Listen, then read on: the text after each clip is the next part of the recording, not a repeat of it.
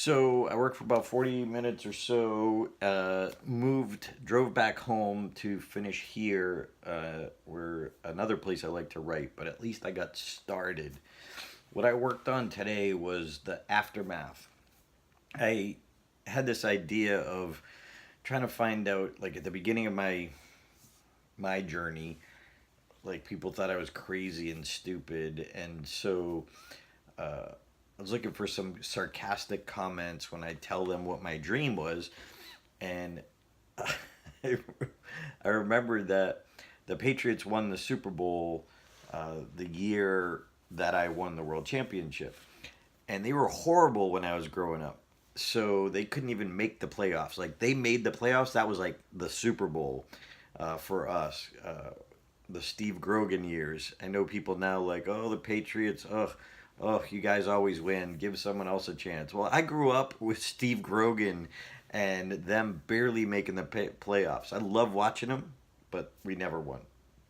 Anyway, and thinking of the aftermath when things change, I wrote that into the script that there was a sarcastic comment where somebody's like, "Yeah, you're gonna be make thousand people laugh." Sure, uh, and the Patriots are gonna win the Super Bowl. And so then in the aftermath, I'm coming back and saying, let's see, what did I write? I did it in a voiceover format.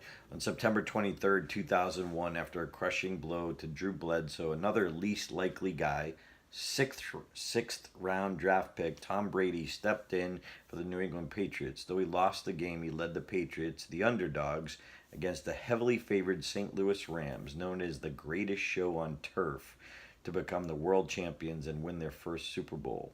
Their season became known as the Cinderella story. So just planting seeds early on in the script, and I know it's been 4 years, but I'm really glad because I know I'm writing a much better script than I would have 4 years ago because I know so much more now about storytelling. And I learned this from Michael Haig too, thinking about this in the aftermath. So I use this as an example in teaching now. In Die Hard, there's a couple of there's a couple of characters. Obviously, the main character, um, who is John McClane. Yeah. So I was thinking Bruce Willis. No, John McClane was a character, and in the throughout the course of the story, at the beginning of the story, he is. His character is blaming his wife that she's the one who left him. She's did all these things. And then near the climax, when this really powerful scene when he calls up Al, and Al is the beat cop, if you remember. He's like one of my favorite, one of the most likable people in all of my favorite movies. And Al, who's the beat cop, he says to Al, "Tell my wife I'm sorry. I told her 1,000 times I loved her, but I never told her I'm sorry," which shows the change in the character. So, if you know the movie, the beat cop Al has this challenge early on that he's taken off the street because he shot a child or he choked um, when he shot a child or was going to shoot a child or almost accidentally shot a child, so he could never draw his gun again. And if you remember the movie, in the very, very end of the story, he's the aftermath. You think the movie's over.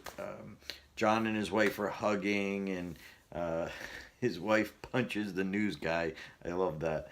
And then all of a sudden, one of the terrorists that they thought was dead comes out shooting. And then all of a sudden, we see John trying to protect his wife.